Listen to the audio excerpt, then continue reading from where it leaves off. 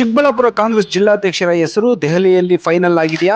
ಚಿಕ್ಕಬಳ್ಳಾಪುರ ಕಾಂಗ್ರೆಸ್ ಜಿಲ್ಲಾಧ್ಯಕ್ಷ ಯಾರು ಎಂಬ ಪ್ರಶ್ನೆಗೆ ಕಾಂಗ್ರೆಸ್ ಪಾಳೆಯದಲ್ಲಿ ಶುರುವಾಗಿದೆ ಹೊಸ ಹೆಸರು. ಶಿಡ್ಲಘಟ್ಟ ವಿಧಾನಸಭಾ ಕ್ಷೇತ್ರದ ಕಾಂಗ್ರೆಸ್ ಮುಖಂಡ ಪುಟ್ಟು ಆಂಜನಪ್ಪ ಆಗ್ತಾರೆ ಎಂಬುದು ರಾಜಕೀಯ ವಲಯದಲ್ಲಿ ಹೊಸ ಚರ್ಚೆ ಸಂಚಲನ ಮೂಡಿದೆ. ಚಿಕ್ಕಬಳ್ಳಾಪುರ ಜಿಲ್ಲಾ ಕಾಂಗ್ರೆಸ್ ಅಧ್ಯಕ್ಷರ ಬದಲಾವಣೆ ವಿಚಾರ ರಾಜ್ಯ ರಾಜಕೀಯದಲ್ಲಿ ಕುತೂಹಲ ಮೂಡಿಸಿದೆ. ಕಳೆದ 2 ದಿನಗಳ ಹಿಂದೆ ನಡೆದ ಕಾಂಗ್ರೆಸ್ ಸಭೆಯಲ್ಲಿ ಬಣಗಳ ನಡುವೆ ನಡೆದ ವಾಕ್ಸಮರ, ಗಲಾಟೆ ಮತ್ತು ಭಿನ್ನಾಭಿಪ್ರಾಯಗಳ ನಂತರ ಜಿಲ್ಲಾಧ್ಯಕ್ಷರ ಆಯ್ಕೆ ವಿಚಾರ ಮತ್ತಷ್ಟು ಚರ್ಚೆಗೆ ಗ್ರಾಸವಾಗಿದೆ. ಇದರ ನಡುವೆ ಶಿಡ್ಲಘಟ್ಟ ಕಾಂಗ್ರೆಸ್ ಮುಖಂಡ ಪುಟ್ಟು ಆಂಜನಪ್ಪ ಅವರ ಹೆಸರು ಪ್ರಬಲವಾಗಿ ಕೇಳಿಬರುತ್ತಿರುವುದು ರಾಜಕೀಯ ವಲಯದಲ್ಲಿ ಅಚ್ಚರಿ ಮೂಡಿಸಿದೆ. ಹೈಕಮಾಂಡ್ ಮಟ್ಟದಲ್ಲೂ ಅವರ ಹೆಸರಿನ ಬಗ್ಗೆ ಚರ್ಚೆ ನಡೆದಿದೆ ಎಂಬ ಮಾತುಗಳು ರಾಜಕೀಯ ವಲಯದಲ್ಲಿ ಹರಿದಾಡುತ್ತಿವೆ. ಆದರೆ ಈ ಕುರಿತು ಪಕ್ಷದಿಂದ ಯಾವುದೇ ಅಧಿಕೃತ ಮಾಹಿತಿ ಪ್ರಕಟವಾಗಿಲ್ಲ. ಒಂದು ವೇಳೆ ಪುಟ್ಟು ಆಂಜನಪ್ಪ ಅವರಿಗೆ ಜಿಲ್ಲಾಧ್ಯಕ್ಷ ಸ್ಥಾನ ಸಿಕ್ಕರೆ ಶಿಡ್ಲಘಟ್ಟ ಕಾಂಗ್ರೆಸ್ ರಾಜಕೀಯದಲ್ಲಿ ಹೊಸ ಸಮೀಕರಣ ಸೃಷ್ಟಿಯಾಗುತ್ತಾ? 2028ರ ವಿಧಾನಸಭೆ ಚುನಾವಣೆಯ ಲೆಕ್ಕಾಚಾರವೇ ಬದಲಾಗುತ್ತಾ?